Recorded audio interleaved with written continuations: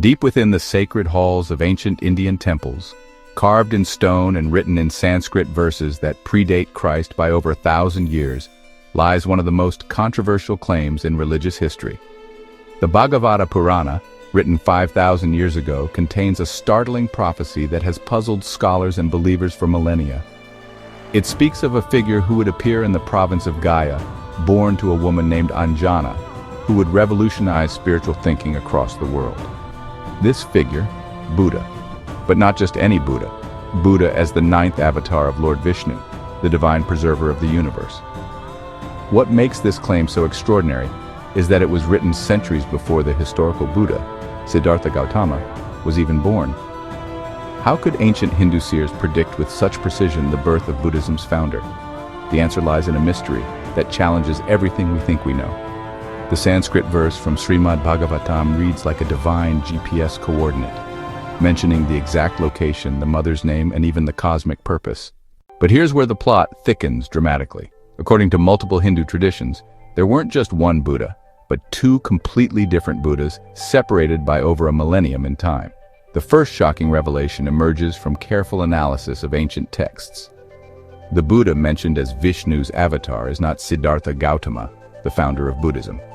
Instead, it's an entirely different figure called Sugata Buddha, who lived approximately 1,800 years before the historical Buddha. Sugata Buddha, born in Bodh Gaya around 1800 BCE, mother named Anjana, purposed to help Lord Shiva defeat the demon Tripurasura. Gautama Buddha, born in Lumbini, Nepal around 563 BCE, mother named Maya Devi, purposed to achieve enlightenment and teach liberation from suffering. This distinction represents one of the most profound cases of mistaken identity in religious history, with consequences that have shaped interfaith relations for over 2 millennia. For centuries, humanity has been unknowingly conflating two entirely separate divine beings, each with their own cosmic purpose and historical timeline. To understand why Vishnu manifested as Sugata Buddha, we must delve into one of the most epic battles in cosmic history, the war against Tripurasura. 3 demon brothers performed such intense penance that they earned invincible cities from Brahma himself, one of gold, one of silver, and one of iron. These weren't ordinary fortresses. The demons began wreaking havoc across the universe, defeating even the gods in battle, turning the divine hierarchy upside down. But Tripurasura had a weakness that even the gods couldn't exploit directly. His wife was a devoted practitioner of Pativrata Dharma. Her absolute dedication to her husband created a protective spiritual shield around him. Due to her unwavering devotion, Tripurasura had become virtually indestructible. Even Lord Shiva himself couldn't penetrate this divine protection. Conventional warfare had failed completely. Vishnu, understanding that conventional warfare couldn't defeat Tripurasura, devised the most unconventional strategy in mythological history. He incarnated as Sugata Buddha, described as incredibly handsome, youthful, and mysteriously compelling, positioning himself on the path to her temple. According to the Brahmanda Purana, he appeared in meditation under a tree, creating such divine radiance that anyone who saw him would be instantly captivated. When Tripurasura's wife saw this breathtakingly beautiful young sage in meditation, she was instantly captivated. For the first time in her life, her absolute focus shifted.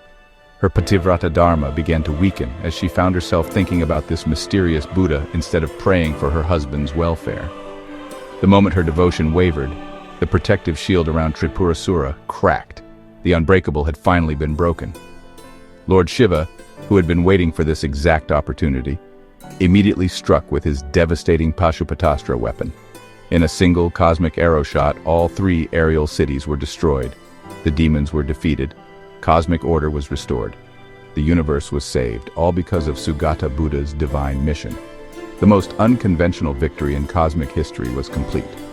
While this mythological account might sound like pure fantasy, recent archaeological discoveries have added intriguing layers to the Buddha-Vishnu connection. In 2013, National Geographic archaeologists made a groundbreaking discovery at Lumbini, a wooden shrine structure dating to the 6th century BCE. The structure contained tree roots, suggesting it was built around a sacred tree, exactly matching traditional accounts, but raising questions about which Buddha this shrine was originally built for. The rejection from Buddhist scholars isn't polite disagreement, it's absolute, passionate denial. Dr. B.R. Ambedkar made his position crystal clear in his famous 22 vows.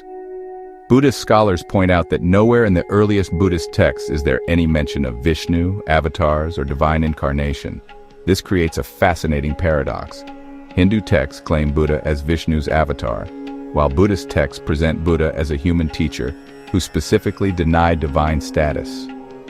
What makes the Hindu perspective even more intriguing is the stated purpose. Vishnu didn't appear as Buddha to spread enlightenment. He came to deliberately deceive certain groups. Powerful demons had begun mastering Vedic knowledge and defeating the gods in cosmic battles.